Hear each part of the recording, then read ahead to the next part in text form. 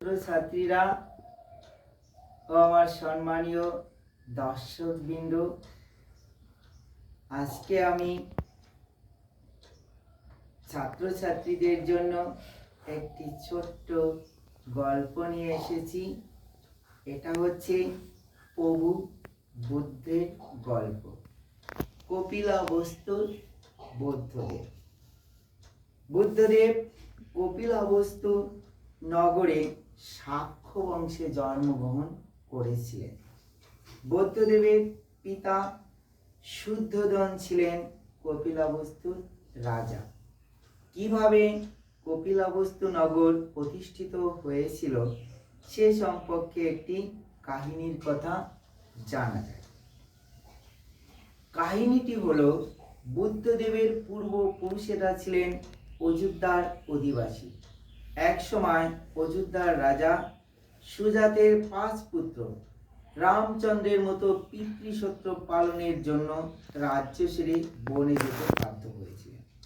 তারা বিভিন্ন জায়গায় ঘুরতে ঘুরতে এক সময় হিমালয়ের কোলে সকট শাল বনে এসে উপস্থিত হলেন। সেখানে কপিল মুনি নামে এক মুনির আশ্রম ছিল। আশ্রমের চারপাশে শোভা দেখে রাজপুত্ররা মুগ্ধ হলেন। তারা সেখানে বসবাস করার জন্য মুনির অনুমতি প্রার্থনা করলেন। কপিল মুনি তাদের সেখানে বসবাসের অনুমতি দিলেন। তারা সেখানে কুঠির তৈরি করে বসবাস করলেন। কপিল মুনির বসবাসের জায়গা বাস্তুতে তারা বসবাস করেছিল বলে তা হলো কপিলাবস্তু নামে পরিচিত হয়।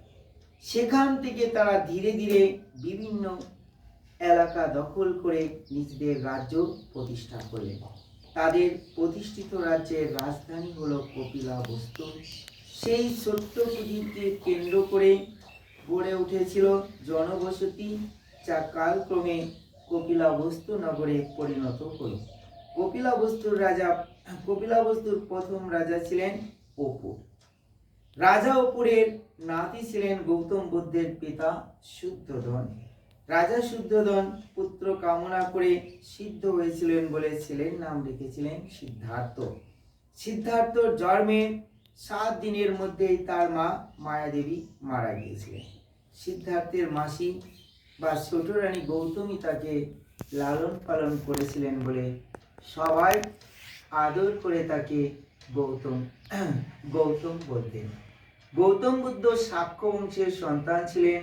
শাক্য বংশের এই সিদ্ধার্থ গৌতম সিদ্ধি লাভ করে বুদ্ধদেব হয়েছে। প্রিয় ছাত্রছাত্রীরা, কেমন লাগলো তোমাদের এই গল্পটি? গল্পটি যদি ভালো লেগে থাকে তাহলে লাইক, সাবস্ক্রাইব এবং কমেন্ট করবে ও ফলো করবে। ধন্যবাদ।